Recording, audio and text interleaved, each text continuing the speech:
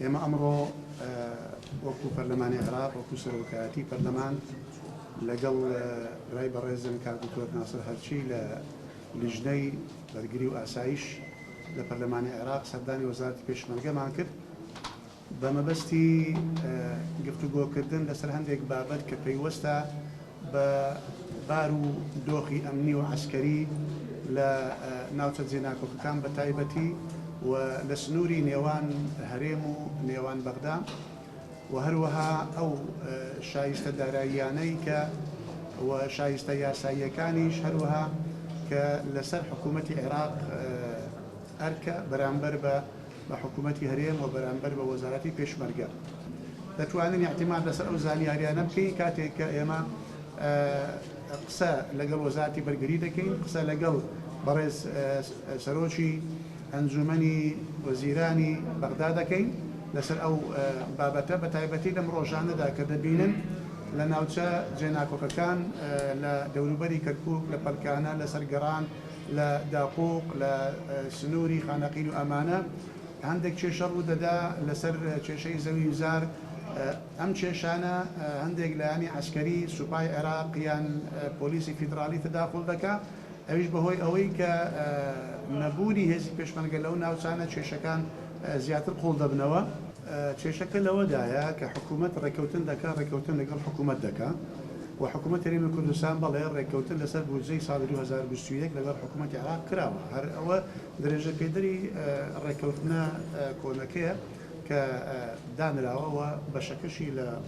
ڕەشنووسی بودجەی 2021 لە ئێستا هاتووە بەڵام کێشەکە لەوەدایە کە هەندێک لایەن ئەو لایەنانەیە کە نوێنەریان لەناو پەرلەمان هەیە ئەمانەنە کە هەندێک جار کێشە دروست دەکەن بۆ ئەو ڕێکەوتنەی کە لەنێوان دوو حکوومەتەکە کراوە یعنی کێشەکەی ئێمە لە لای حکوومەتی عێراقی نییە لای ئەو هەندێک لایەنی سیاسیە هەندێک لایەنی سیاسیە کە دانوێت کێشە دروست بکرێت لە سەرەتای دەست بەکاربوونمان لە وەزارەتی پێشمەرگە چەند جارێ سەردانی بەخامان کردووە و بەردەوامە بژین لە هەوڵەکانمان بۆ ئەوی بتوانین لەگەڵ حکوومەتی عێراق و بەتایبەتی لەگەڵ وەزارەتی بەرگری عێراقا ڕێکەوتن بکەین و هەنگاوی زۆر چوینەتە پێشەوە توانیمانە کە بنەڕەتی کاری بنەڕەتی دوو مرکزی تەنسیقی ڕئیسی هەم لە بەغدا هەم لە هەولێر دروست بکەین کە ئەمەش بۆ خۆی دەستکەوتێکە کە ئەتوانرێ بەردەوام چەند ئەفسەرێکی لە باڵای هەم وەزارەتی دیفاعی عێراقی لە هەولێر لەنا ئەو مرکزی تەنسیقان هەم نوێنەری چەند ئەفسەرێکی ئێمەش لە بەغا لەناو یعنی پێکەوە ڕۆژانە دەوامەکان و ئاڵوگۆڕی زانیاری ئەەکەن ئەمە هەنگاوێکە بەڵام بۆ ئەوەی کە پێشمەرگە بچێتەوە و ناوچە کوردستانیانە بێگومان ئەو ناوچانە بەپێی دەستور ناوچەیەکی جێناکۆکە و ئەبێ بە شێوەیەکی یاسایی سیاسی ڕێگە لە ڕێگەی مادەی 140ەوە نەخشە ڕێگەی بۆ دیاریکراوە کە چارەسەر کرێت هەتا ئەو کاتانەی کە پێشمەرگە و هێزی پێشمەرگە لەو ناوچانە بوو پێشمەرگە توانی داعش تێک پشتێنێ پێشمەرگە توانی ئەمن و ئاسایشی ئەو ناوچە جێناکۆکانە بپارێزێ ئەوەتەی پێشمەرگەش لەو ناوچانە نییە ئەوە تا لەو ناوچانە دەیان کێشا و داعش جارێکا زیندوو بۆتەوە و کاری خۆی ئەکاوە بە شێوەیەکی فراوان لە هەموو ناوچەکانە بوونی هەیە لە پاڵ ئەوەش کە هێزی پێشمەرگە و هێزێکی بەشێکە لە سیستەمی عێراقی ئەگەر لەوێ بواە بەم شێوەیە لەو ناوچانە ئەم کێشە کۆمەڵایەتیانە ئەو کێشە سیاسیانەی ترسەری هەڵنادا و بەو شێوە فراوانش تەعریب لەو ناوچانە فراوان ئەبوو و دەستی پێنە ئەگەر و ئەوەی کە ئێستا لەو ناوچانە ئەکرێ بێگومان ئەوەیە کە هێزی پێشمەرگە لەو ناوچانە غیابە و یاساش لەو ناوچانە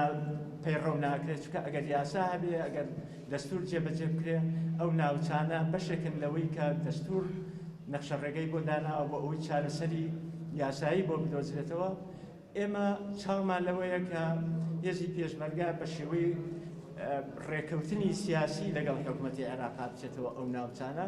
و ئەمەش هەوڵی هەموو لایەکی ئەوێ و پشتیبانی هەموو لایەکی ئەوێ و گەڕانەوەی پێشمەرگە بۆ ئەو ناوچانەش منەمەوێ لێرەوە بە هەموو لایەنە عێراقیانیش بڵێن لە بەرژەوەندی لایەنە عێراقیەکانە لە بەرژەوەندی حیزبە عێراقیەکانە لە بەرژەوەندی دەوڵەتی عێراقا و لە بەرژەوەندی ئەساسی دانیشتوان بە عەرەبی ڕەسەن و بە تورکمان و بە کورد و هەموو پێکاتە نەتەوایەتەکانی تری ئەو ناوچەوەیە بۆیە هەرچی زووتر ئەو ڕێکەوتنەش بکرێ کە پێشمەرگە بچێتەوە ئەو ناوچانە دڵنیان سودێکی زۆری بۆ عێراق و ئایندەی عێراق.